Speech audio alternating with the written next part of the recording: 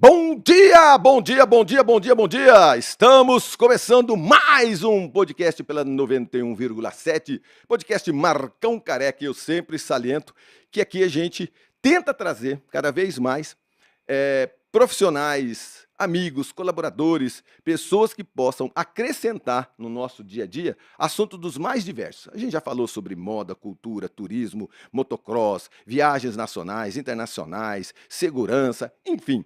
E mais uma vez eu trago para cá, para você da 91,7, para você que está nos acompanhando no YouTube também, o tema autismo. Por isso que eu trouxe, fiz questão de reunir aqui, gente assim, que estuda.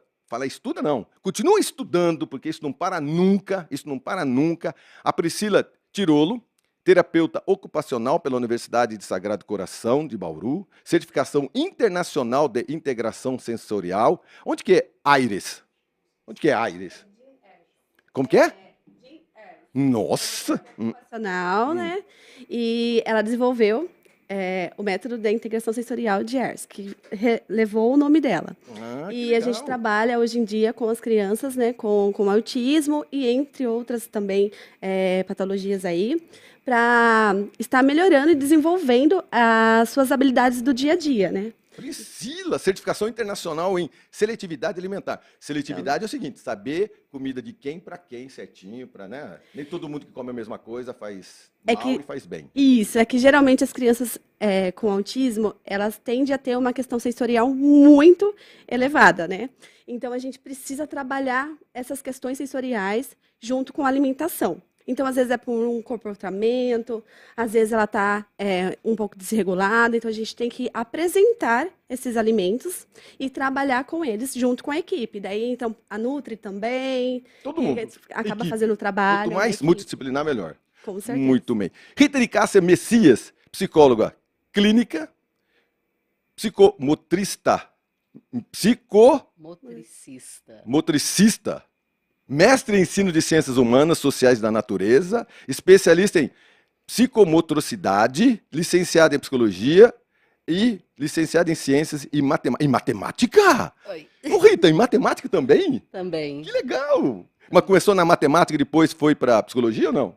Comecei na matemática, licenciatura em ciências e matemática. Imaginei, sabe por quê? Porque de tudo isso aqui, eu falei, calma aí, cara, clínica, mestre em ensino, ciências humanas, sociais, natureza, tal. Eu acho que você foi para matemática, você falou assim, cara, eu não sei se eu me encontrei bem na matemática, não, eu vou para o outro lado. Olha que legal, você começou na matemática e depois foi se licenciando nas outras áreas. Sim, o objetivo maior era sempre ser psicóloga, mas a vida foi trazendo esses caminhos.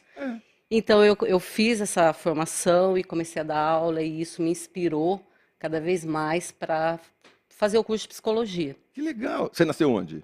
Em Florínia, São Paulo, interior de São Paulo.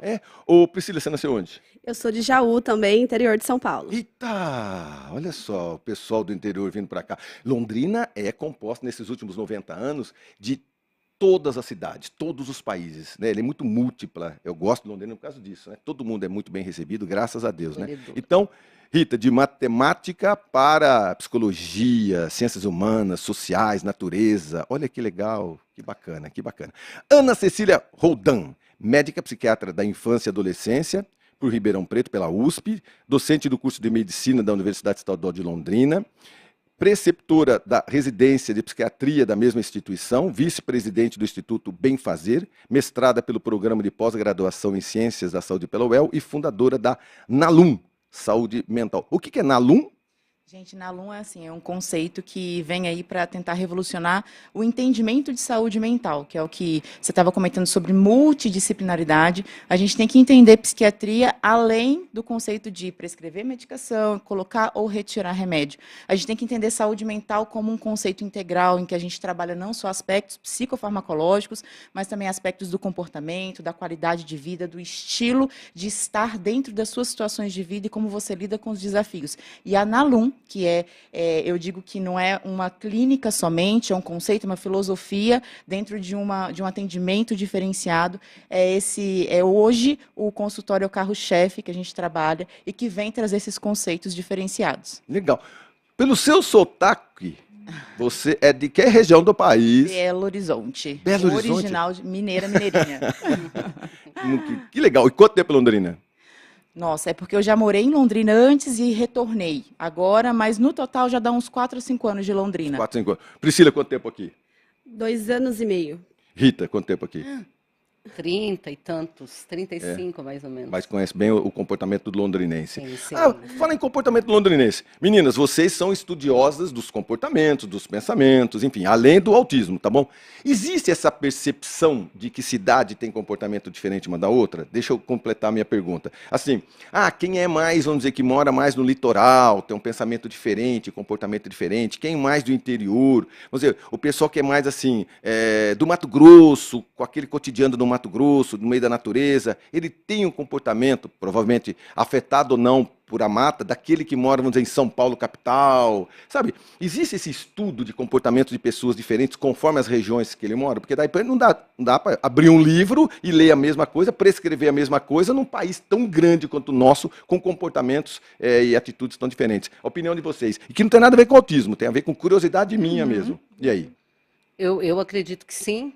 Tem uma cultura, tem a cultura própria do lugar, tem, além da cultura da família, da tradição, tem do lugar, tem o clima, tem a temperatura. Tudo isso influi? Eu acredito que sim. Família, né? Você falou uma coisa que é verdade. Até as famílias assim, mais tradicionais, que faz com que tudo aquilo naquela família fique um pouco mais sério, até aquelas famílias mais soltas, né? Mais italianados, alemães, né? Sim. Pesa tudo isso, né? Nossa, com certeza. E assim, além dessa visão profissional, eu tenho uma visão pessoal, porque eu morei, acho que em 3 estados diferentes do Brasil, várias cidades, e cada local tem sua particularidade, seus desafios, suas Você andou fazendo? qualidades. Estudando? Totalmente. Rodei o Brasil inteiro, praticamente. Desde Nordeste até São Paulo. Mas, assim, como você disse, né? Londrina acolhe muito e aqui é pezinho vermelho já. Já me considero pé vermelho. Uai. Já. Eu ia O ar comentar já também. tá quase fugindo. Eu ia mas comentar. Eu passei, né, por São Paulo, daí fui para a capital, daí fui para o Rio de Janeiro, fui para o Espírito Santo e tudo estudando. Circo? Hã? Caixeira viajante? Tudo estudando. O estudo faz isso com vocês, né? Com todos nós. O estudo faz isso. São centros de excelências que vocês acabam indo buscar, não é verdade? Pelo aprendizado. Parar de estudar? Nunca, né, pessoal? Nunca, né? Nunca, né? Não é uma opção. Por que Não é também? uma opção. Exemplo, ó, não é opção. Exemplo, ó, até 2019 eu acho que a gente tinha uma base de pensamento sobre tudo. Não sei, vamos falar sobre o Covid. Mas até 2019, acho que todo mundo tinha lido todos os livros certos, estava todo mundo assim, naquela coerência da sua profissão. Chega uma pandemia como essa, cara, e acaba com um monte de valores, pensamentos, referências, não é, comportamentos, muda tudo. E o livro continua a mesma coisa. Os professores, às vezes, continuaram os mesmos. Eles foram impactados também. Aí vem toda a experiência pessoal de vocês, porque um pós-pandemia, gente, mudou completamente tudo, não é verdade? Né? No campo do autismo também mudou, não mudou? Sim. A opinião de vocês sobre antes e depois do Covid. Em relação a tudo, mas principalmente ao autismo, as crianças ficaram mais presas, vamos dizer, né? Em casa, então não tem aquele brincar livre, não está desenvolvendo suas habilidades ali do dia a dia, o que seria o normal. Então, isso acabou que gerando mais diagnósticos, vamos dizer assim, né? Geralmente, as crianças acabam vindo, né? Ai, minha criança não fala, ou não sabe brincar, não sabe ir num parquinho, não consegue desenvolver essas habilidades. Mais do que antes de 2019, de 2019 para cá, de 2020 para cá, né? Isso, bem assim, depois da pandemia mesmo, Meu e durante Deus. aí. Porque mesmo durante a pandemia, a gente continuou os atendimentos. Muito. Vocês não pararam, né? Não paramos. Não pararam, né? Não. Vocês três. Vocês já se conheciam antes de chegar aqui no podcast, não? Eu e a Rita somos parceiríssimas de trabalho. Eu né? vi pelo abraço. Meninas, não é? Abraçaram lá embaixo, comendo bolo de fubá, assim. Então vocês já se conheciam. Já, nossa, e olha que interessante, sabe, Marcos? A gente tem uma afinidade extraordinária, porque as duas têm essa visão de multidisciplinaridade, a gente tenta olhar além daquilo que a gente trabalha para a gente conseguir integrar o atendimento realmente e vem tendo, assim, resultados excelentes, né, Rita? Legal, né? Ver o além. Esse que eu falei para vocês a respeito do Covid, que impactou em todas as profissões, enfim, até vocês mesmos, porque o próprio profissional também foi impactado. Sim. Imagina a vida de uma psiquiatra ou psicóloga que tem uma morte na família, que tem uma doença na família, enfim, e que ficou sequelas, também ela foi afetada, né? Porque vocês são humanas e passam pelos mesmos problemas. Obviamente que eu me lembro de sempre, quando a gente batia papo com pessoas das mais variadas profissões, quando a gente tinha uma psicóloga ou psiquiatra para a gente bater um papo, a gente falava assim um pro outro assim, ó, olha nos olhos, hein? Ó, cuidado com o movimento de suas mãos, que ela vai ficar te analisando, né? Olha lá, fica olhando para frente. Ó. Cuidado, se cruzar o pé, né, ela vai falar alguma coisa para você. Se você não cruzar, ela vai falar Trabalhando também. 100% do tempo. Meu pelo Deus do amor de céu. Deus. Mas, não, vocês trabalham 100% do tempo ou não? Não. Pode falar a verdade. Fala a verdade. Não, Não se a mesmo? gente trabalhar a gente interna, pelo amor de Deus. É, né, cara? Tem que dar uma Trabalhar relaxada. não trabalha, mas geralmente eu em festa de criança, alguma coisa eu tô olhando. Ah, tem isso, Sim, né, não, cara? Radar, não tem né? como. É, daí Vai numa festa de criança, qual que é o sintoma? Ó, a gente já sai do Covid e já vai pro assunto. É verdade, porque vocês estão ali, tá batendo papo, passeando, tem uma festinha de criança, tal, tem algumas crianças que têm um comportamento. O que para vocês analisarem que às vezes nem a família sabe que aquela criança tem algum traço? Porque tem o traço mais determinante que qualquer amador observa e fala, tá meio estranho, não é? Porque TDAH, enfim, todas essas avaliações, elas são muito modernas. Eu juro, eu não me lembro nada disso de 2019 para trás. Isso aí virou quase um modismo a gente falar. De tudo a gente consegue identificar. Gente, o que tem de especialista hoje em dia, meu Deus do céu, qualquer um que faz qualquer piruleta, aquele ali tem não sei o quê, não sei o quê. Eu falei, gente, você está estudando isso? Não, porque as redes sociais trouxeram tanta informação falsa e diagnósticos falsos que a gente fica num mundo sem saber qual que é a verdade, qual que é a mentira. Mas numa festa infantil, vocês estão lá, batendo papo, tal, tomando uma cervejinha, tal, e tem o quê? Para vocês analisarem que aquela criança ou aquele adulto tem um autismo. Qualquer uma de vocês. Olha, eu, francamente, eu procuro não fazer isso. Eu tenho, obviamente, a minha essência, meu jeito, que eu sou psicóloga, então eu gosto de comportamento e tal. Eu vejo, mas eu procuro não ficar fazendo esse olhar de... Mas você consegue identificar. Sim, sempre tem um comentário assim, aquela criança tá assim, ou aquela pessoa, aquele adulto, tal. Aí eu falo, não, tal, deixa pra lá, eu não quero esse assunto na festa, mas eu sei. Porque se a pessoa olha para você sabendo da sua profissão, cara, quer fazer uma consulta na hora, né? É complicado. E se não souber, você consegue identificar tranquilamente. Porque quando a gente fala de autismo, você tem sempre imaginando criança. Gente, e o adulto? Não, o adulto.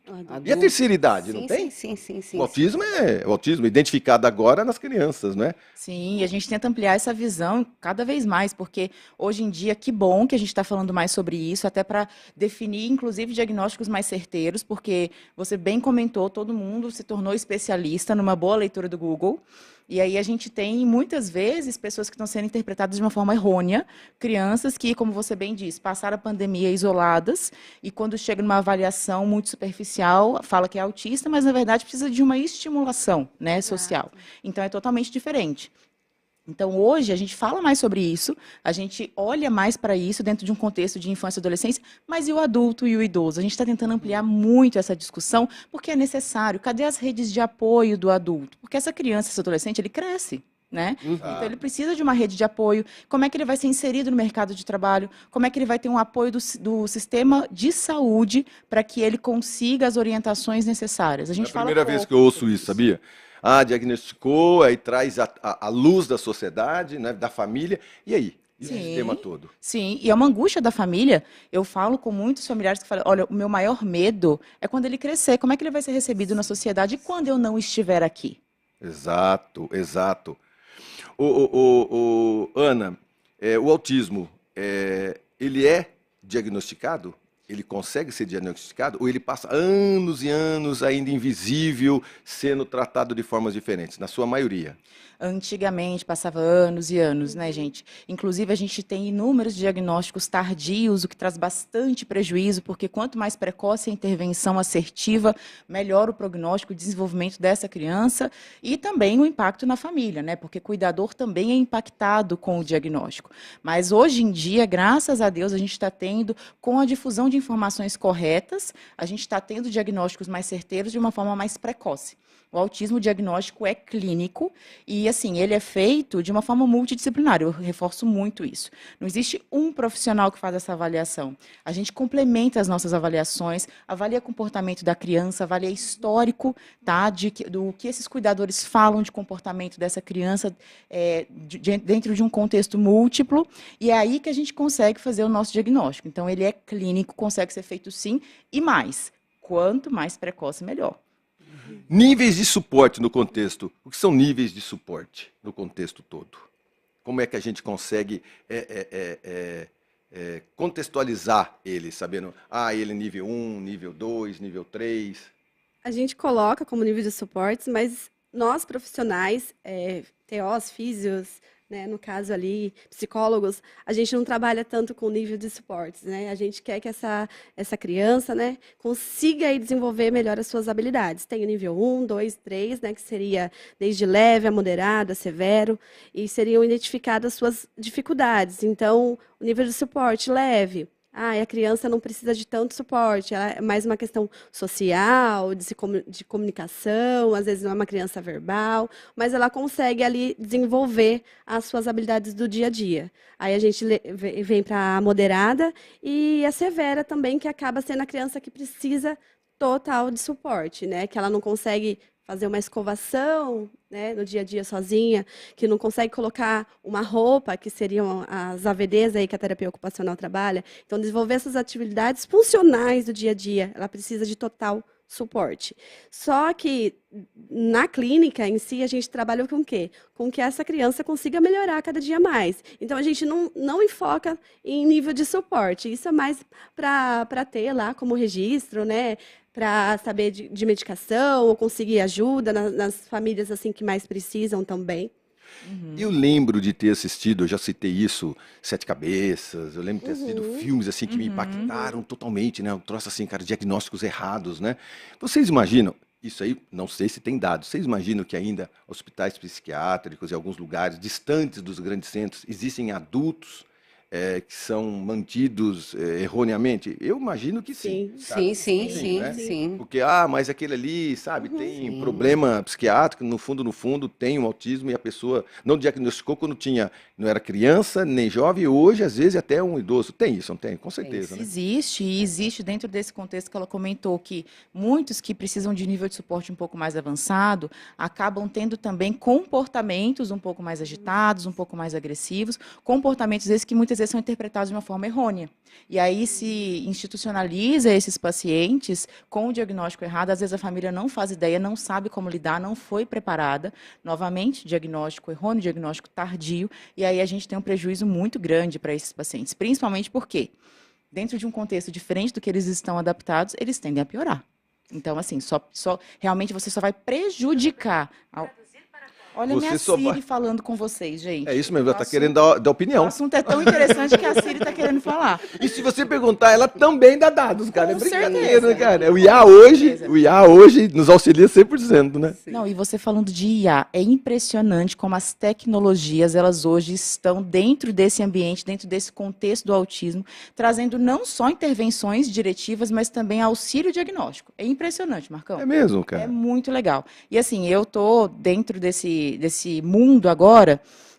Vou ser bem sincera que foi difícil para eu conseguir me adequar. Eu brinco que eu já me sinto uma geração extremamente antiga, porque essa coisa de inteligência artificial, custei para entender o quanto que podia auxiliar no dia a dia. Dá para caminhar junto, né? Gente, o que é... Não, mas no autismo você fica impressionado. Você tem jogos de realidade virtual para estimular essa criança dentro de situações do mundo real, para diminuir o impacto negativo que ela tem. Você tem alguns aplicativos que auxiliam, inclusive, na comunicação alternativa, crianças não verbais, que usam esses aplicativos para se comunicar melhor. E, assim, uma coisa que eu estou apaixonada, porque, inclusive, é tema do meu mestrado, que é o rastreamento ocular. Chama eye tracking, que a gente está utilizando hoje, mundialmente, pesquisas estão sendo feitas, para entender o quanto que a gente consegue identificar de padrão ocular alterado, movimento ocular alterado, para fazer diagnóstico precoce. Além da experiência pessoal de profissionais como vocês, existe a ferramenta. É uma ferramenta testada, já nova, e ela dá um diagnóstico assertivo? Ainda não é liberada, porque tem várias pesquisas sendo feitas, mas pesquisas que estão demonstrando o quanto isso consegue ser utilizado. Inclusive, aqui no Brasil, a gente tem 2 grandes centros fazendo estudos com eye tracking, e a gente está trazendo, assim, a partir desse mestrado que eu estou fazendo, o eye tracking para ser usado dentro do contexto aqui da região de Londrina, para a gente avaliar se realmente a gente é capaz de auxiliar no diagnóstico mais assertivo e precoce dos pacientes com transtorno do espectro autista. E aí você falou precoce, mas ele pode ser usado também, nesse caso, para as pessoas com mais idade? Porque o que acontece é o seguinte, eu acho que o autismo, eu vi manifestações de graus, né? Aquela criança principalmente que precisa de total apoio, como aquela que não é tão severo. Mas eu percebi também esse diagnóstico errado em situações de adultos que Sim. foram relegados da família, e aí ele foi diagnosticado assim, oi, tudo bem? Ah, eu tenho um primo meu que é especial, tal. Aí você olha ali e você fala, cara, mas será que não foi diagnosticada 10, 20 anos atrás e a família inteira continua tratando aquele cara com uma coisa totalmente errada? Então essas ferramentas novas podem recuperar, Com não é certeza, verdade? com certeza. E assim, imagina a situação, porque a gente tem um sistema de saúde com inúmeros profissionais que não são especialistas. A gente não é treinado para ser especialista dentro de uma formação base. Então, no caso, nós três somos especialistas e você bem leu o currículo de cada uma, sempre nos especializando cada vez mais. Mas nem todo profissional que está na rede Lá vai na auxiliar, ponta, né? não é. E aí, um paciente como esse passa por esse profissional e às vezes passa despercebido alguns sintomas. Se você tem um instrumento digital, um instrumento de tecnologia com avaliação de dados objetivos, você diminui a chance com de certeza. ter um diagnóstico errado, entendeu? Com Olha, certeza. e isso para criança, para adolescente, para idoso, para adulto. Olha o quão precioso é isso. Tem dados no Paraná? Existe? Sobre autismo em geral? Tem, gente. Olha que coisa interessante. Inclusive, a gente não percebe, às vezes não valoriza onde que a gente está. Então, assim, em termos gerais, né, o autismo, a OMS fala de 1% de crianças, mas CDC ultimamente lançou um dado de 1 a cada 36 crianças abaixo de 8 anos com autismo. Olha como isso é relevante. Brasil, 27,2 aí a cada 1.000 crianças. E Paraná, a gente, infelizmente, né, Brasil não faz muitas pesquisas locais e regionais, mas a gente tem dados muito interessantes. Ali em 2010 tinha uma previsão, uma projeção de mais ou menos 50.000 crianças autistas. 2017 foi feita uma pesquisa muito legal na região sul, que falou que o Paraná era o estado com maior número de crianças autistas, tá? Com mais de 100.000 crianças autistas, olha como isso é relevante. Então, nosso estado tem muitos indivíduos que aí precisam ser diagnosticados e precisam de amparo. Existe um porquê? No Paraná, É, esse estudo não levantou essa hipótese. aquilo que a gente estava conversando. Porque será que é alimentação, clima? Cara, nós não estamos tão extremos assim. Ah, mas nós estamos na ilha de Marajó. Ah, sim, tem um clima não sei do que, o trópico, não sei das quantas, passa por aqui. Estamos na Amazônia, né? Ou num estado muito frio, muito quente. Não, mas o Paraná parece que é tão ameno, é tão tranquilo. Por Ou que será que as esse não- famílias estão procurando mais também? Opa! É. Ah, verdade. Não é Porque dizem, quanto mais se acha, né? Quanto mais se procura, mais se acha. Sim. Às vezes as famílias estão indo mais Pode ser. atrás do tratamento, do diagnóstico, de saber o que está acontecendo, né? Por isso que programas como esse é importante, porque pela primeira vez que eu ouvi, eu fui num evento, e eu vi quanto que o assunto, para muita gente importante, com cargo importante, ele é leviano. A pessoa cita, mas ela não se especializa e ela não busca orientação. Por isso que aqui a gente está falando hoje, agora, nesse momento, para milhares e milhares de pessoas, para que todos nós possamos cada vez mais identificar. E como é que a gente identifica uma criança? Quais são os sintomas mais básicos que a gente pode comentar de uma criança com autismo? Eu penso que é a questão social, da interação social, da linguagem, que eu acho que é o que mais é exacerbado, né? O como ela se comunica, o como ela tem dificuldade. Dados, pra me dá exemplo, fazer. como? Fica sentadinha, balançando o corpo. Me dá dados mais práticos mesmo. Para quem está lá em casa, vovó, vovô, titio, primo, a gente possa identificar. Às vezes, Os flaps, né? O que é flaps? As estereotipias. O que é? Isso. Mas me explica um pouco menos técnico. A mãozinha balançando? Mão balançando, ou o corpo. Isso. Né?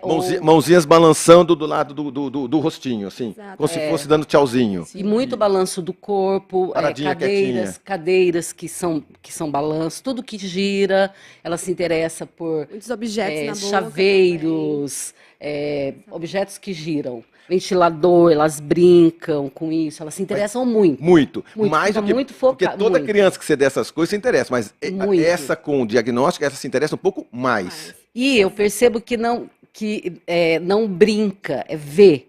Ah, entendi. Vê, né? Ela fica interagindo assim, só vê, e não brinca, não faz uma fantasia, não Entendi. imagina, não transforma aquele objeto, aquilo é concreto.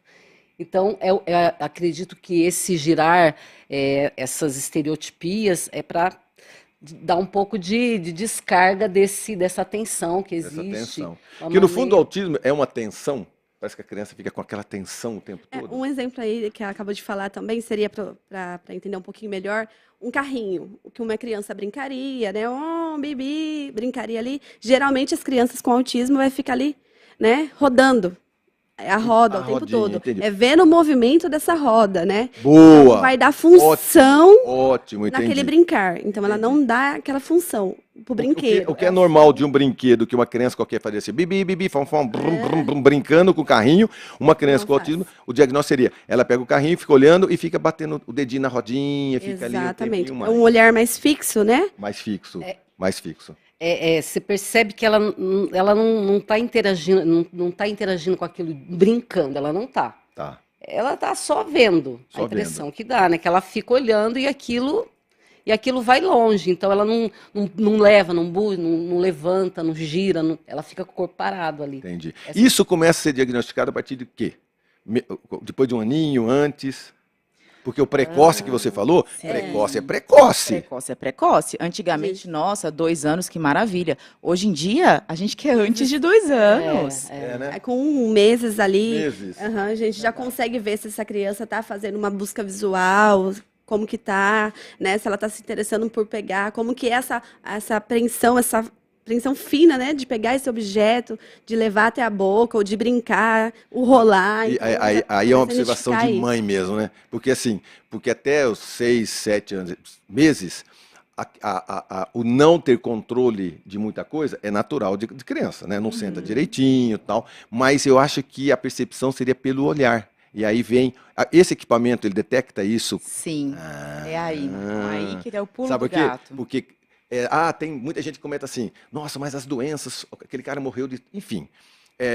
E qual que é a medicação? A medicação chama-se prevenção. E de prevenção chama-se descobrir o quanto antes todo aquele problema. Mas como? Porque você não faz os exames, você não fica atento. Olha o equipamento, olha a tecnologia rastreando aquilo que às vezes uma percepção não consegue ter, que deve ser com 3, 4 meses. Olha que legal você conseguir fazer isso. E né? sabe o que essa tecnologia vem mostrando em termos de dados? Porque é o que elas estão comentando, isso que a tecnologia percebe reflete no comportamento que a gente vê. Então, a criança fica com tempo de fixação com mais tempo. A criança fica, por exemplo, ela prefere olhar objetos do que pessoas, do que rostos. Então, tudo isso impacta e ajuda no diagnóstico. Que maravilha! Eu penso que é importante que a gente saiba os marcos de desenvolvimento para que a gente possa avaliar isso. Então, se você souber o que uma criança normalmente deveria fazer, em termos de apreensão, de visão, de desenvolvimento motor, você consegue perceber que ali está desajustado.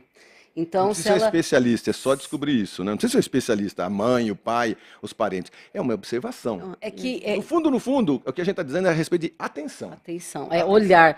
É que, normalmente, os pais, principalmente se for o primeiro filho, não tem referência muito assim.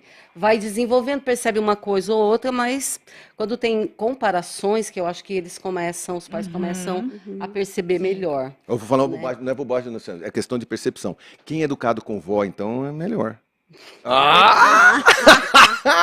Não, eu tô brincando, Agora foi. tô brincando, é uma percepção minha, porque às vezes os pais são muito novos, pais modernos trabalham um monte, não é? Alugam criança, deixa a criança com computador, deixa a criança com cuidador, e eu fui criado com vó.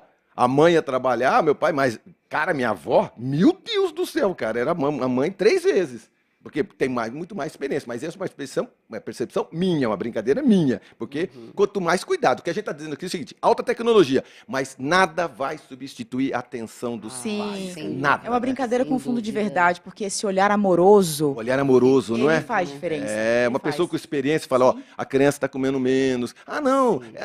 E você vê cada vez mais crianças tendo os tutores, os computadores, celulares, Sim. não é? Que prejudica ainda mais, inclusive prejudica diagnóstico, porque entende-se que aquela criança não interage, mas por que ela não interage? Computador, tablet, celular. Olha só. Gente, nós estamos saindo para o nosso primeiro intervalo comercial. Cara, a gente não começou nada das minhas perguntas que eu tinha feito, vocês fizeram aqui para mim. Olha aqui. Por quê? Porque os assuntos são interessantes e quanto mais leve nós levarmos este assunto para milhares e milhares de pessoas, melhor. Eu já só tenho que agradecer vocês estarem aqui, essas grandes especialistas, porque cada vez mais o assunto tem que ser debatido. E eu gostei muito do que você falou. Sabe por quê? Por que que o Paraná, então, tem tanta descoberta assim? Porque nós estamos preocupados cada vez mais, a gente tem uma situação um pouco melhor em questão de diagnóstico, de busca e de dados. Então, significa, não é que tenha mais, é que a gente está buscando mais. Tenho certeza que eu quero caminhar por aí, porque quanto mais a gente expor, mais nós vamos descobrir técnicas, tanto da inteligência artificial como o olhar aguçado das pessoas com experiência. E quem não tem experiência, que comece a ter. Que no fundo, a gente está falando sobre carinho e atenção. O assunto é autismo. A gente volta daqui a pouquinho, após o nosso breve intervalo comercial, e você continua nos acompanhando pelo canal do YouTube. A gente já volta.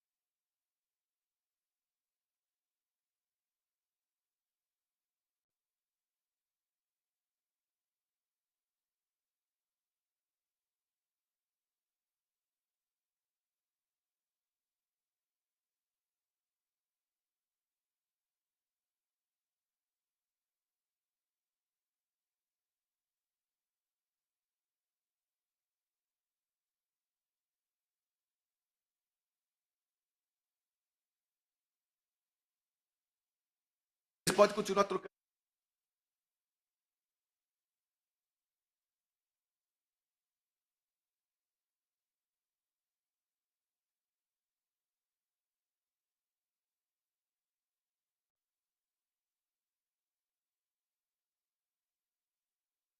Tá.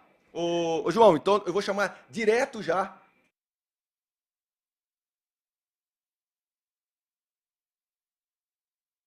Tá bom, tá bom. Pronto?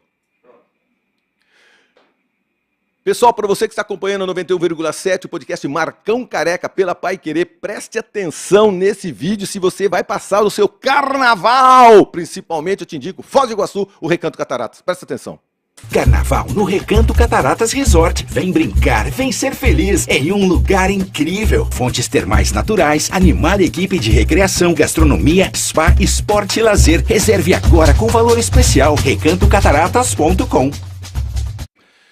Pessoal, nós estamos a poucos dias do carnaval. Eu vou para Foz do Iguaçu, eu vou no Recanto Cataratas. Já passei o Réveillon lá com a minha família, o lugar. A cidade já é maravilhosa, a cidade muito bem cuidada e principalmente o Recanto Cataratas. Então vá, porque esse local aqui tem atrações para toda a família. A gente brinca que é do mamando ao caducando. Então vai as crianças, vai os jovens, vão os adultos e vai principalmente gente com a barbinha branca como a minha para relaxar no carnaval. Ou você pula ou você descansa. O meu caso é descansar no Recanto Cataratas. Fechou? Não, não, não abre não. Fecha aí. Fecha aí.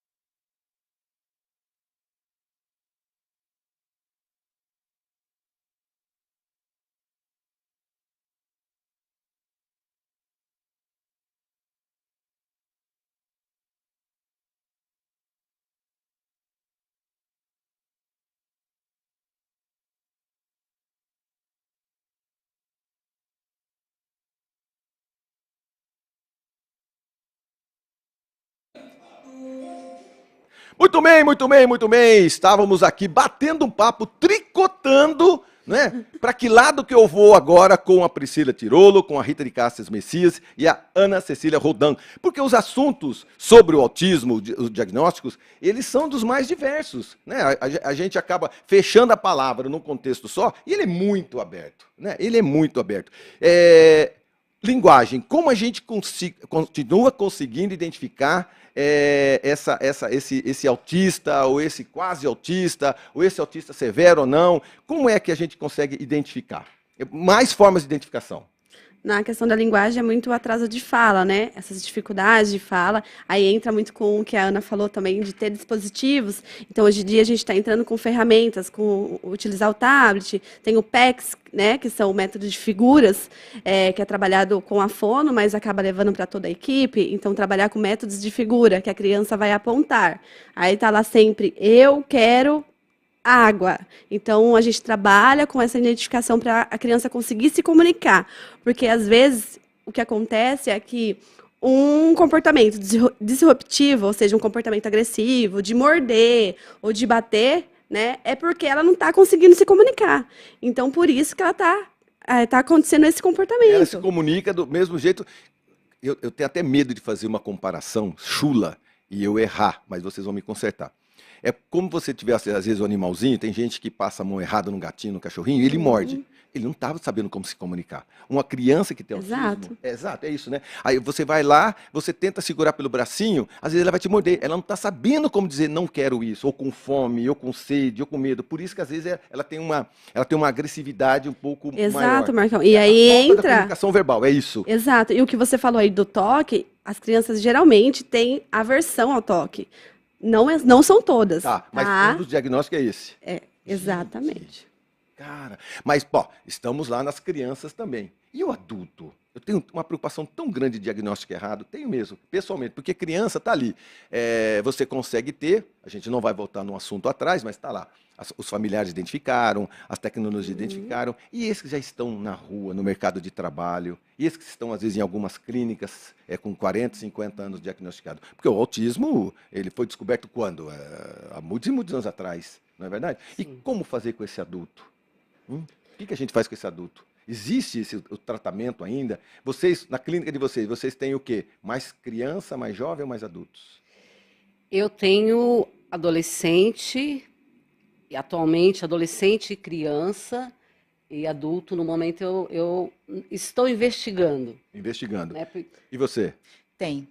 Tenho adultos, até porque com essa coisa da gente conseguir falar mais sobre isso, muitos estão procurando mais também saber se aquilo que eles sentiam de desconforto tem um nome, sabe? Então é interessante que a gente está fazendo diagnósticos no indivíduo adulto. É mais desafiador porque a base do diagnóstico é que sintomas tenham se iniciado lá na infância, mesmo que leves, mas tem que existir desde a infância. E muitas vezes a gente tem um viés de memória que a gente fala, como é que você vai identificar algumas informações que muitas vezes a pessoa não se lembra ou os pais não conseguem se lembrar de forma muito apropriada. Então a gente tem um desafio maior quando a gente faz o diagnóstico no adulto, mas existe sim. E eu falo que o diagnóstico no adulto ele é libertador.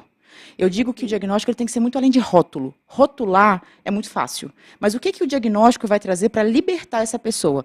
Então o que eu sinto é por conta disso, o que eu posso fazer? Então eu tenho que ir numa terapia para me auxiliar a desenvolver essas habilidades? Eu consigo me libertar desse desconforto de estar entre as pessoas, desenvolvendo tal habilidade? Então o diagnóstico ele se torna libertador na fase adulta.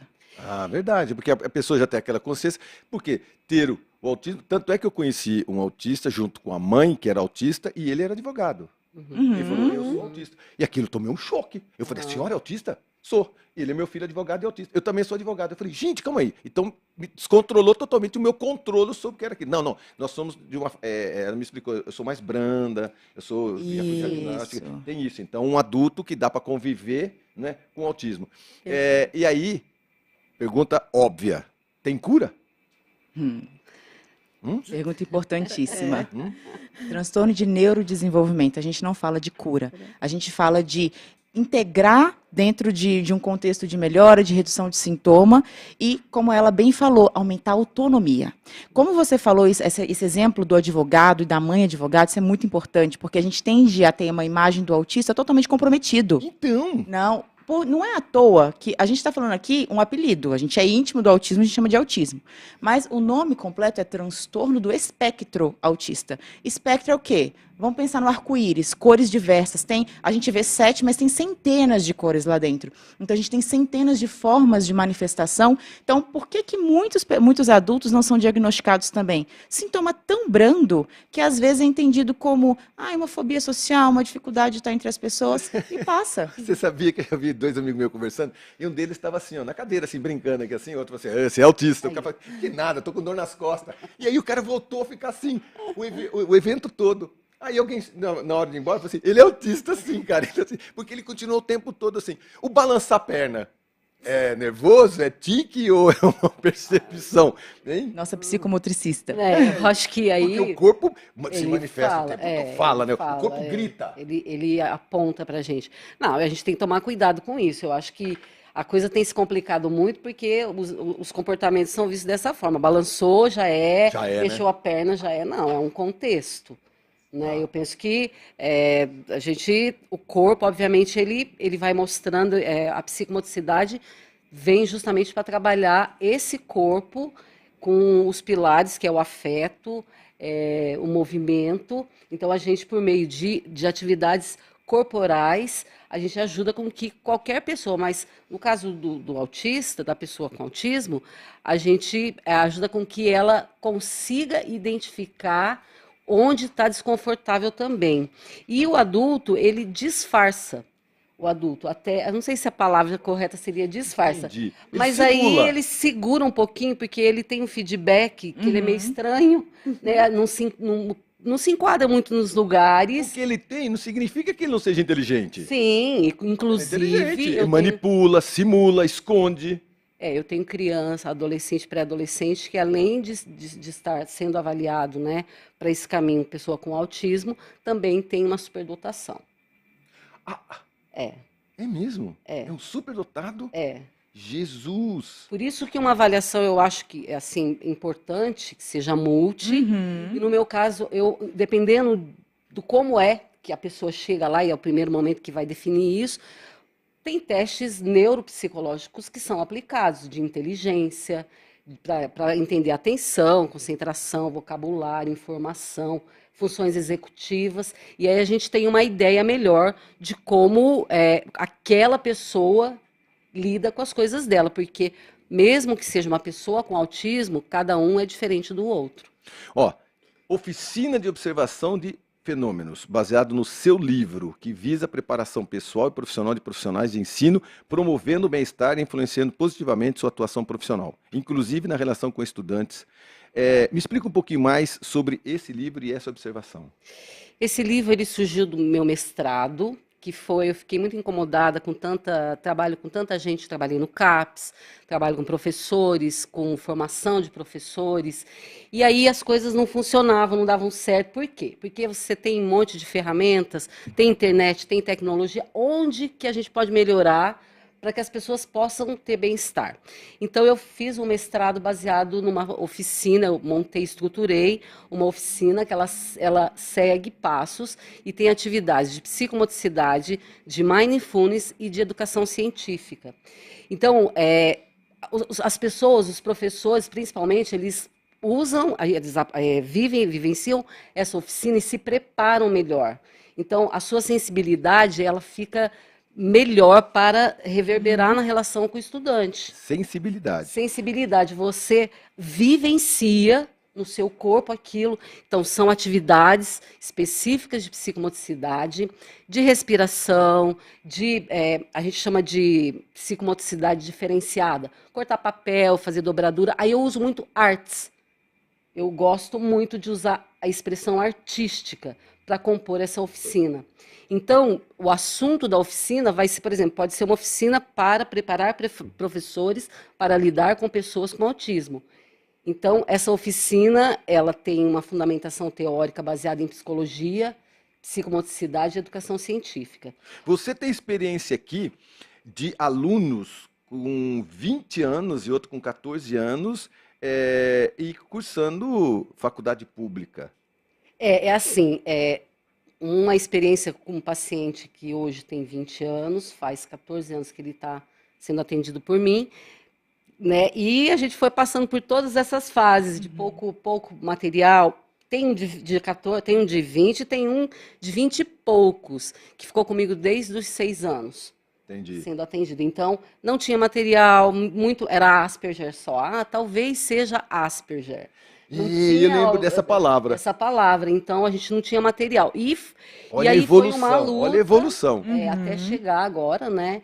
A gente tem bastante, comparativamente, muitos Você falou uma materiais. coisa que é verdade, porque os professores que se formaram há muitos anos atrás, eles precisam, né, se reciclarem cada vez mais, entenderem, não pararem de estudar, porque aí tem, do lado aqui, a gente tem a alta tecnologia, porque às vezes o profissional que é um pouco mais, vamos dizer, veterano, ele não, às vezes não sabe o que que é um algoritmo, uma tecnologia mais avançada, mas ele tem muita sensibilidade no conteúdo. Eu acho que é a união desses dois lados, né? Não? A alta tecnologia com a experiência daquele que é da rede pública, às vezes é uma professora, às vezes é um profissional que às vezes não tem acesso à alta tecnologia ou conhecimento. Eu fiz na faculdade, meu mestrado na Faculdade Tecnológica, Universidade Tecnológica do Paraná, né, na UTFPR. Então tem um monte de tecnologia, e tem a tecnologia também que não é digital, que não é a tecnologia que eu uso. Eu uso uma cozinha, por exemplo, eu uso materiais como sal, óleo, copo, panela, e aí, a partir desses materiais meio makers, as pessoas vão vivenciando. Então, nós estruturamos experimentações, nisso desenvolve o perfil psicomotor, desenvolve a sua percepção das coisas. Quando é feito em grupo, desenvolve a relação social, Ótimo. né, limites, vez do outro, Respeito. respeito. E isso feito com os professores, eles conseguem depois melhor fazer com os alunos. Professores precisam aprender também, né? Porque não é ler, é viver. Essa é a grande questão. Você não vai ficar inspirado apenas em leituras, que é super importante. Você vai viver, você vai sentir aquilo, você vai fazer, você vai experimentar e depois é muito diferente a forma que você vai vivenciar com o seu estudante depois isso. Entendi. E o quanto que isso é precioso em termos de ensinar esses professores, porque nos últimos 2 anos, os dados mostram que aumentou 19% o número de crianças com TEA matriculadas nas escolas estaduais de Londrina, Então, nas escolas municipais de Londrina. Só que muitas Então, a gente vezes tem demanda. melhor pro não tem, diagnóstico, né? A gente tem demanda. e não tem profissionais capacitados Sim. para estar lá atendendo. Geralmente a gente fala de AT, que vão estar acompanhando, porque todo autista tem direito a ter um assistente terapêutico na escola. E geralmente não tem conhecimento, não conseguem estar lidando com essa criança, né? Muita angústia. Dependendo do grau, é muita angústia, porque a mudança é tão pequenininha, é muito frustrante. Então, eu, quando atendo pessoas assim, eu vou no colégio e eu faço essa orientação um a um, assim. Entendi. E se- Pessoalmente.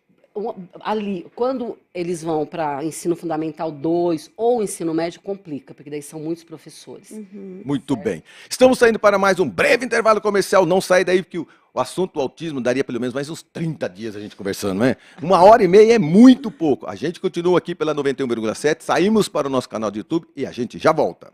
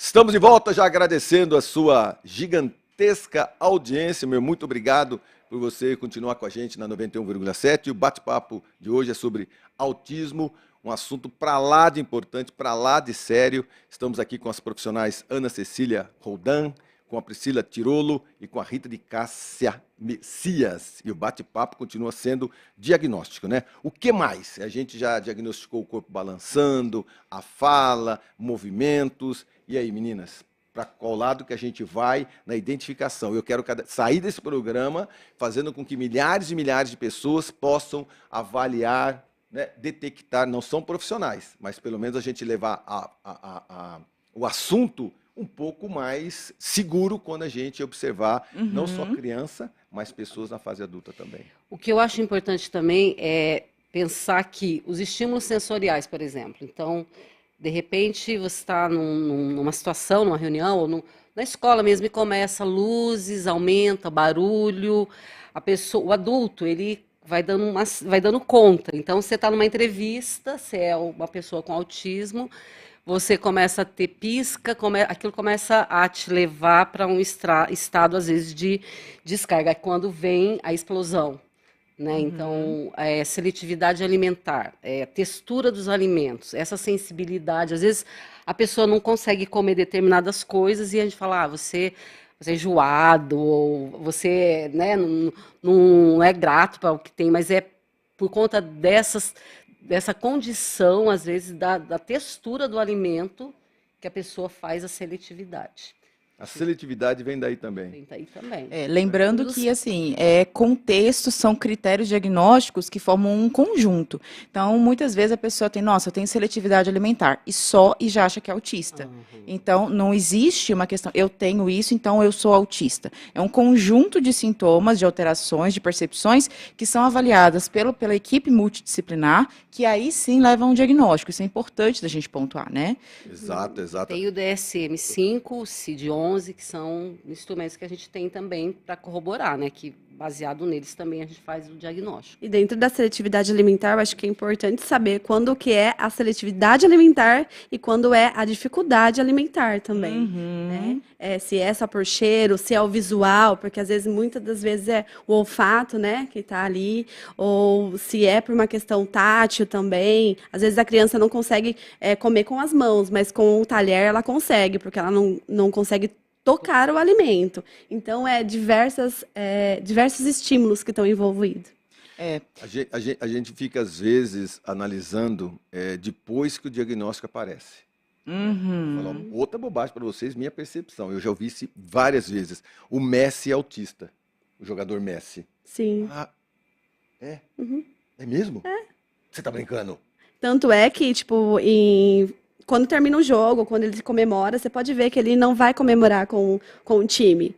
Ele sempre fala, ele sai, ele não fica junto, ele não consegue estar nessa presença social. Isso diagnosticado lá na Argentina, tal. Isso, já faz algum tempo. Aí, ó, então eu achei que fosse fake. Não, é verdade. De novo, espectro, né? Várias e várias formas de sintoma, de são clínica. centenas. Não, é como o arco-íris. A gente tem várias formas de manifestação, e até usando aquela analogia da festa, uma criancinha na festa, né? O que dá para a gente identificar pensando, a gente chama de red flag, sinais de alerta ali antes dos 2 anos, que os pais, muitas vezes, podem ficar de olho, os avós podem ficar de olho para a gente identificar. Coisas pequenas. Então, assim, criança, vamos falar de primeira infância, gosta de brincar e chama, olha papai, olha mamãe, chama compartilhar interesse. Parece bobo, mas isso está prejudicado. A gente consegue identificar um prejuízo lá nessa tenra infância. Uma coisa boba também, que muitas vezes as meninas falaram do comportamento, do jeitinho do corpinho ficar, mas uma coisa boba que muitas vezes os pais não se tocam, que a gente pergunta, ele brinca com outras crianças? Brinca. Como é que ele brinca? As crianças todas aqui e ele ali. Com o brinquedinho dele. Entendi. Ele não compartilha o brinquedo, não compartilha o interesse. É a questão do interesse. Muitas vezes o apontar. É muito comum criança apontar. Você vem na festinha, as pessoas apontam, todas as crianças olham, elas têm interesse. a outra criança fica na dela, ela não acompanha o olhar e também não tende a apontar. Ô, Ana, e também é bem legal assim, porque na questão da criança brincar junto, os pais geralmente falam, ai, é porque ela tem muito, o brinquedo é só dela, ela não quer dividir, Sim. e vai Ela é meio, muito ciumenta com o e brinquedo, vai meu passando Deus. despercebido. Isso. É desapercebido. Sim, e isso assim é um mecanismo de defesa natural dos pais. Eles têm que achar uma justificativa plausível para aquilo. E quando a gente vai conversando, aquilo que você falou, quando a gente olha no retrospectivo, fez o diagnóstico, quando você olha para trás, nossa, tinha muita coisa acontecendo e era dado outro nome, era dado uma outra interpretação. E aí quando você faz o diagnóstico, eles conseguem perceber tudo isso. Então são coisas, a gente tem uma coisa muito legal que é a prosódia, a entonação. A gente, num diálogo, a gente muda a entonação. A gente aqui fez isso várias vezes. Várias A vezes. gente deu mais ênfase, a gente reduziu, a gente aumentou, a gente teve amplitude de voz. A criança tende a ter uma mesma entonação, ela tem uma Pra alteração de... Pra Exatamente. todas as situações do dia a dia, de susto, de fome, de correria, de brincadeira, a vozinha sempre ali.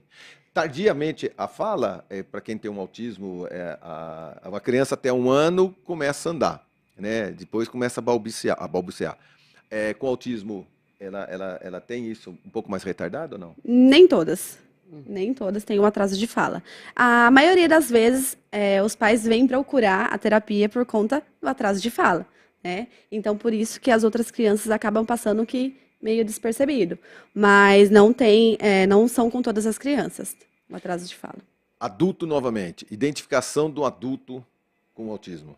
Isso é muito legal, Marcão, quando você falou de adulto. Lá na clínica, a gente só atende desenvolvimento na infantil, ali até os 7 anos, mais ou menos.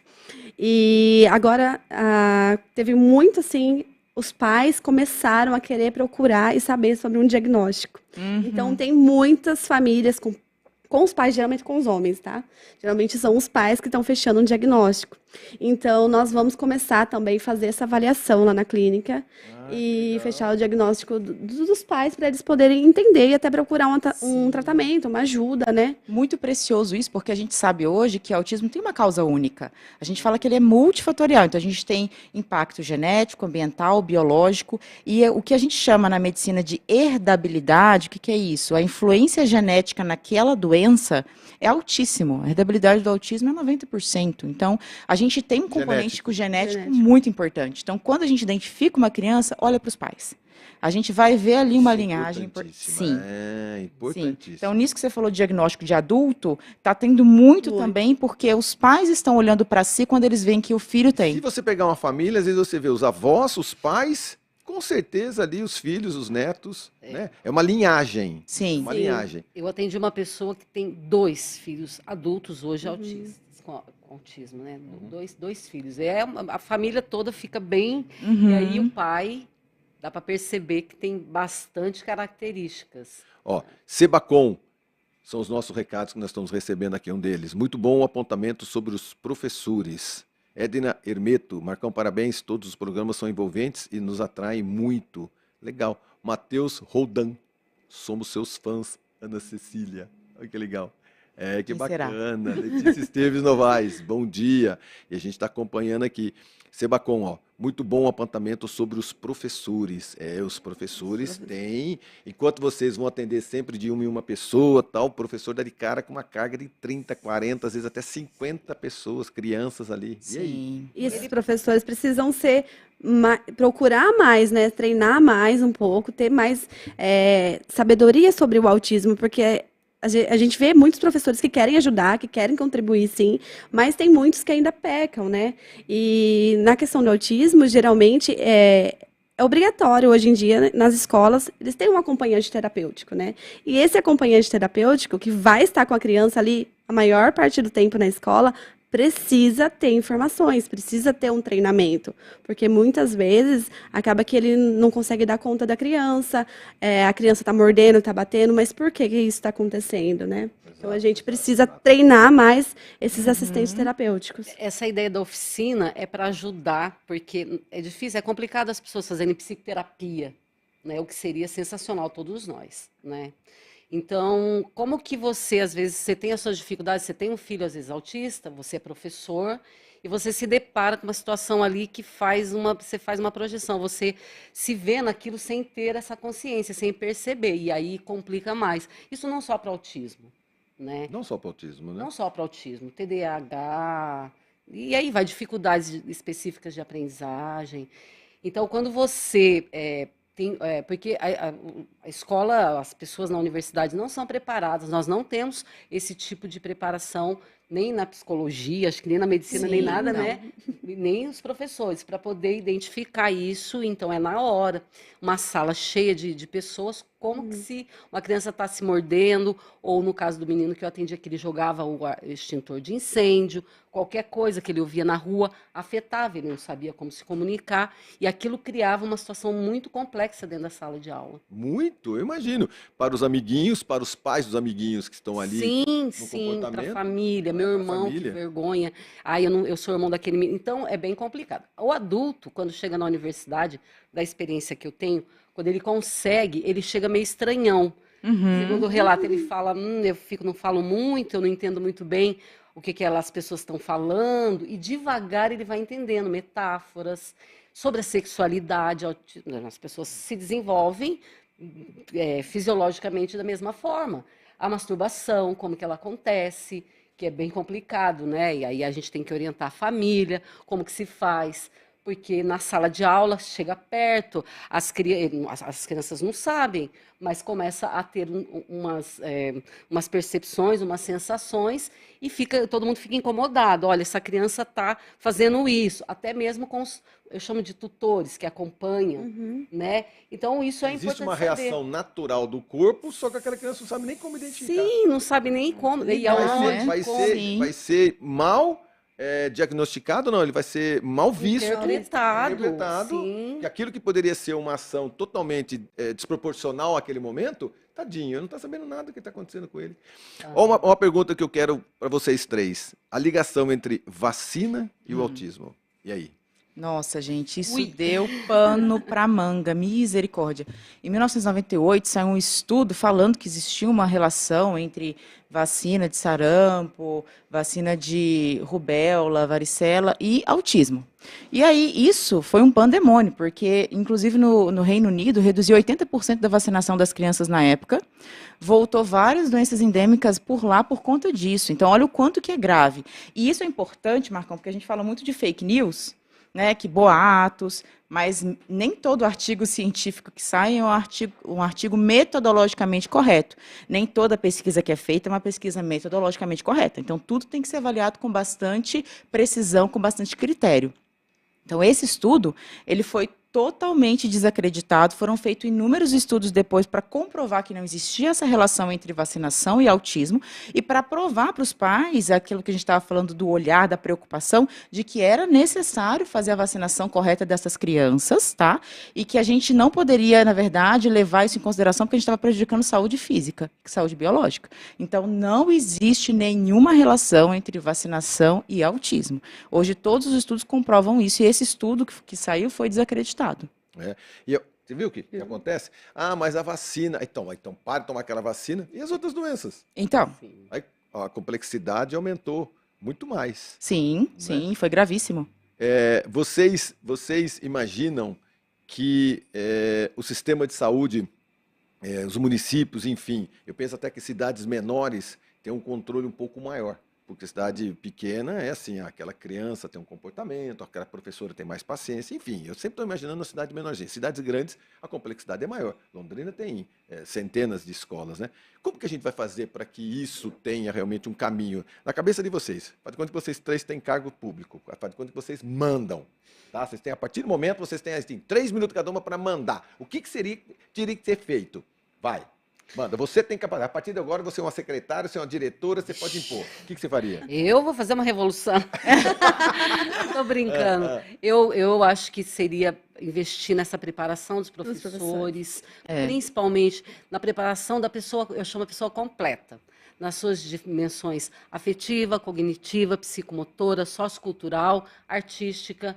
Eu penso que se a gente conseguisse atingir isso... Londrina tem, na escola pública municipal, eu vejo um trabalho bem interessante que vem sendo feito com crianças no espectro. A nossa secretária Maria Tereza, Cara, ela é muito ágil. É. Ela é muito Uhum. ágil. Muito bacana. Ela é muito competente. Eu gosto muito dela. Toda vez que eu chamo ela aqui, cara, ela abre muitas possibilidades. Ela, sabia que ela foi concursada, né? Ela não é indicação não, né? Ah, não É, sei. cara, ela veio de Bacana. fora tal, e botou um troço para andar. Ela é muito competente, eu gosto muito do trabalho dela. Seria legal até tudo isso aqui ser conversado com ela, que eu tenho, com toda certeza, a possibilidade da gente, não é reverter, mas induzir cada vez mais esses estudos, né, cara? O meu Porque livro quanto eu mais fiz, a professora entender, melhor para tudo isso. Sim. eu fiz um passo a passo no livro para que fosse acessível, para que as pessoas usassem, né? Que elas fizessem essas oficinas e elas pudessem vivenciar e aplicar. Eu não consegui ainda o espaço para fazer isso, de fato, né? Para atingir muita gente. Então, a ideia do livro e da dissertação que está disponível é para que as pessoas possam. Lá tem passo a passo, está justificado. Onde acha? No repositório da Universidade Tecnológica Federal do Paraná, na TFPR. UTFPR. É. Sou parceiro do TFPR, sabia? É, A gente faz uma ó, pós-graduação aqui. incrível, Eles são tem, tops. tem um grupo lá que eu faço parte que chama STEM Education até hoje, que tem o meu coordenador, que é o Paulo. Então, ele faz parte do livro também. Então, as pessoas se apoiam. Eu acho que isso seria muito legal se chegasse nas escolas, Bacana. né? Para que não só professores, os coordenadores, os Sim. funcionários, Todo mundo. quem limpa, que faz a comida, não importa. Todo mundo poderia ter um bem-estar melhor.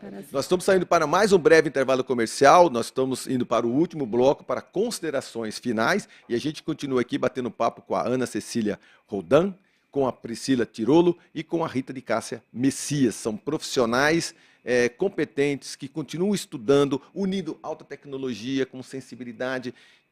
Tem que ser multidisciplinar. Estou aprendendo cada vez mais. Não adianta falar, diagnostiquei pela médica X, pela doutora Y. Não, é multidisciplinar. Então, quanto mais dedicação dos pais em descobrir os sintomas, melhor vai ser para essa criança um dia um adulto feliz. A gente já volta aqui pela 91,7.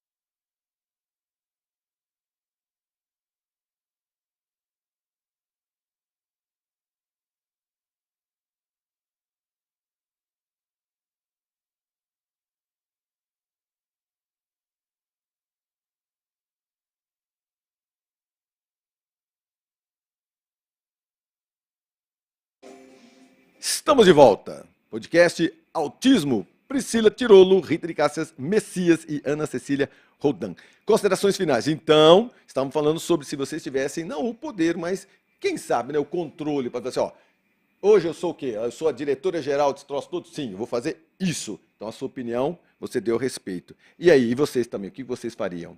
Endossa tudo aquilo que já foi falado? Assina embaixo, né? Sim, com certeza. Eu acho que um treinamento seria o ideal para fazer com os professores aí. E é algo que a gente já faz na clínica. Eu atualmente trabalho na clínica Te Amo, tá? Com a Micaele e a Caísa. E lá nós estamos conseguindo com algumas escolas ainda, né? Essa atendente terapêutica está vindo para a clínica. Nós estamos fazendo esse treinamento para ela estar acompanhando a criança lá. Olha, Então, legal. as escolas que acabam aceitando e deixando, a gente está conseguindo ter esse... Ótimo. Então, assim, quanto mais escola permitir, melhor. Na Com sua opinião, se certeza. você tivesse esse controle, seria assim, pessoal, abre as portas, vamos entender um pouco mais. Exato. Tem que ser conhecimentos múltiplos. Todo mundo tem que ter o conhecimento de como saber lidar e ajudar aquela criança. Roldan. Assina embaixo, né? Me coloca à disposição da diretora, da supervisora. E assim, eu acho que a gente tem que olhar para essa criança com esse olhar diferenciado, para esse adulto de uma forma diferenciada, entender que essa criança cresce, esse adolescente cresce, entender que a gente precisa de rede de apoio não só para a infância e adolescência, mas também para o adulto, para o idoso, tá? Porque eles chegam, eles envelhecem também. E diagnóstico precoce, gente. Quanto mais precoce a intervenção, melhor. A gente tem lá na clínica essa visão de que a gente precisa ter um diagnóstico diretivo, a gente precisa trabalhar de forma multidisciplinar, inclusive a gente tem essas parcerias por conta disso. A Ana Lu, ela trabalha com um contexto de ciência e arte, né? Por isso que a gente tem uma afinidade incrível com a Rita. E a gente trabalha com esse conceito de saúde integral, não é só remédio. Aliás, psiquiatria seria muito pequena se fosse só remédio. É muito além disso. E, por fim, eu acho que se a gente fosse impactar um pouco mais esse estado do Paraná, que está fazendo ações fantásticas, é investir também em mais espaços de lazer adaptados para autista. A gente pensa muito pouco nisso também, a gente pensa na escola, a gente pensa no trabalho, mas espaços de lazer que possam ser adaptados. O Paraná ele já é pioneiro muito nisso. A Ilha do Mel foi o primeiro espaço turístico do Brasil, e a primeira ilha turística do Brasil a ser adaptada para autista, e a gente tem aí na Assembleia Legislativa propostas para que o Estado do Paraná seja o primeiro a ter espaços exclusivos para atender as demandas desses indivíduos. Então, isso é incrível. Então, Legal, trabalhar os nisso. nossos deputados estaduais reunidos Sim. possam acelerar isso, né? Rita, onde é que a gente acha seu livro? Como que a gente te encontra? Né? Onde é que é a sua clínica? O meu livro, ele foi editado pela editora Dialética e também tem no repositório a dissertação, que fala que o livro é sobre a dissertação, no repositório da UTFPR. A minha clínica é na rua Cassiano Ricardo, e lá é um espaço, é uma casa, que também, muitas vezes, ele é transformado para uma vivência artística. Muitas vezes nós fazemos instalações artísticas, com vários temas, com saúde mental, educação, sempre promovendo coisas diferentes para que possa atingir maior número de pessoas. Telefone. O telefone é 99993-2043 ou 43-3027-1780. Tá. E o livro, ele é digital também. Ele é digital e é físico. Tá bom. Se clicar o que lá para achar ele? O nome do livro? O nome do livro, estou sem o link agora, o livro o nome do chama Oficina de Observação de Fenômenos em Ambiente Maker. Tá, Esse é o nome do livro. Maker. Maravilha. Priscila, como é que a gente faz para entender um pouco mais aquilo que você faz, sobre a clínica, endereço e dados a respeito de como te encontra como profissional? Ok. Eu trabalho na Avenida Santos Dumont, na clínica Te Amo. Tem o Instagram lá, é só colocar o @Te Amo, que vocês vão achar. E eu tenho o meu Insta profissional também, tá? Que é a Priscila Tirolo. Vocês podem estar procurando, que coloco várias coisas, né, no dia a dia e falo um pouquinho aí como que é a atuação da terapia ocupacional com as crianças com autismo. Porque uma clínica, você consegue ter vários diagnósticos, né? Sim. Porque a gente consegue observar isso no dia a dia, né? Mas eu penso que a gente sai daqui com a impressão de que quem sabe mais pessoas não se manifestam, né? A gente está Sim. falando sobre os professores, mas é tudo, né? O pessoal da segurança mesmo, polícia militar, polícia civil, não é verdade? Quando Sim. vai abordar alguém que está nervoso, às vezes a pessoa agredindo outra, calma, né? Vai a gente falando isso e tem aquele cara que se esconde, né? Na hora que tá fazendo uma caca qualquer, fala, eu tenho autismo. Ah, então tem que ter um diagnóstico correto para separar quem quer que está se aproveitando dessa situação toda, né? Como é que a gente faz também, Ana, para te encontrar todos esses tratamentos? Uhum. Vocês podem entrar no @Nalum Saúde Mental no Instagram. Nalum. Nalum, Nalum, Saúde Mental. E eu digo assim, que lá a gente tenta trabalhar todos esses aspectos que a gente trouxe aqui dentro de um contexto multidisciplinar. Eu trago bastante informação, que é essa informação que você fala, sabe, Marcão, que para orientar as pessoas no dia a dia, como enxergar diferente a doença mental e como buscar a sua saúde mental. Eu trabalho não só com tratamento, mas com prevenção e promoção de saúde mental. E isso tem que ser falado e ser diferenciado, porque a gente não pode só correr atrás quando adoece, a gente precisa se cuidar e evitar adoecer. Porque nós estamos falando sobre, assim, de novo, Messi. Eu achei que fosse fake news. Tem muita publicação e tal. Então, tá lá. Então, um grande exemplo. É um autista e é um dos caras que o mundo inteiro conhece, segue, não é? E por aí vai. Olha que a gente pode comentar no próximo programa, né? Sobre as altas tecnologias e o que é que as redes sociais estão fazendo, deixando as pessoas cada vez mais, vamos dizer, solitárias. Porque está todo mundo hoje com Alexa, está todo mundo hoje com inteligência artificial, com a Siri, né? A Siri falou com ela hoje. E aí, tudo bem que você está fazendo O que aí? eu posso né? fazer por você hoje? Ela é tua amigona, né, cara? Então, e aí? Isso tudo faz com que muita gente fale assim, nossa, você vai virar um autista, hein? Ninguém vira, né? Não. Não, ninguém vira, né, cara? Nós Não. estamos Não ficando, eu existe acho, virar da não noite pro existe dia. virar, não é verdade? Eu quero agradecer o doutor Heber Soares Vargas, viu? Porque eu tinha comentado com ele e ele comentou sobre a Ana Cecília. E eu tenho que trazer o Heber para cá também para a gente continuar batendo papo a respeito de vários outros transtornos Sim. e pensamentos, não é verdade? Porque teve tanta palavra de moda. Qual que é aquela que tem... que eu falei para você que é uma palavra que a gente falava que era o diagnóstico, era... Asperger. Asperger, eu lembro disso, meu Deus do céu, um dia alguém falou Asperger, eu falei, será que toma, será que come esse negócio? Que palavra, né? E ninguém, parece que eu gostei demais do bate-papo com vocês, porque assim, não teve tanta palavra técnica. Quanto mais simplista for, maior número de pessoas a gente alcança, não é? E vocês foram assim, muito elucidativas, é isso que eu achei muito interessante. Meninas, obrigado, viu? Obrigado porque a gente consegue alcançar com esse programa, mais ainda pessoas que eu tenho certeza que, como eu, precisam aprender cada vez mais sobre o autismo, tá bom? Considerações finais?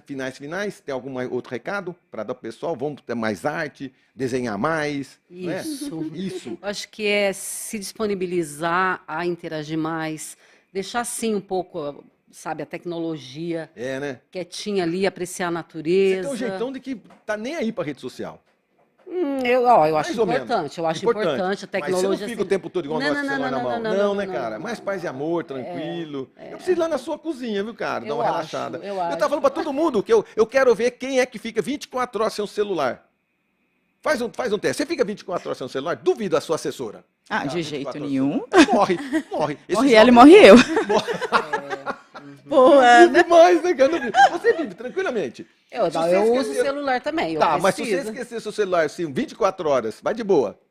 Depende. Se for no tempo de trabalho, não vou de boa, não. Agora, se Eu for caio de lazer, duro. eu vou. Eu caio duro se eu não ficar sem celular, até na praia, Eu vou qualquer pra lugar. ilhas, eu acampo lá, às vezes não tem nem telefone, só tem aquele que você paga 1 segundo pra falar. É mesmo? Não tem Você luz. vai pra ilha? Eu vou. É isso, sem luz, sem nada? Eu gosto dessas vivências. Elas me ajudam depois lá no meu trabalho. Você leva Diferenciada, Marcão. Vamos. Diferenciada. Diferenciada. Acampo. Acampa? Que legal, cara. Vamos junto, todo mundo? Duvido Vamos, que eu vou. vamos lá. Não, Vamos. não pode levar o celular escondido. Não pode.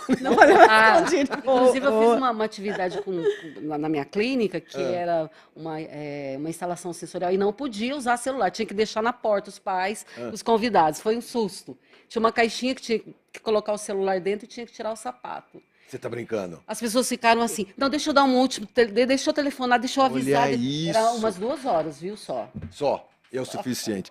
Muito bem. Estamos terminando o nosso podcast sobre autismo, agradecendo mais uma vez Priscila Tirolo, Rita de Cássia Messias e Ana Cecília Rodan. Muito obrigado pela sua atenção, pelo seu carinho, pela sua audiência. Até semana que vem, se Deus quiser. Eu tenho certeza que Ele adquirir. Até lá. Obrigada.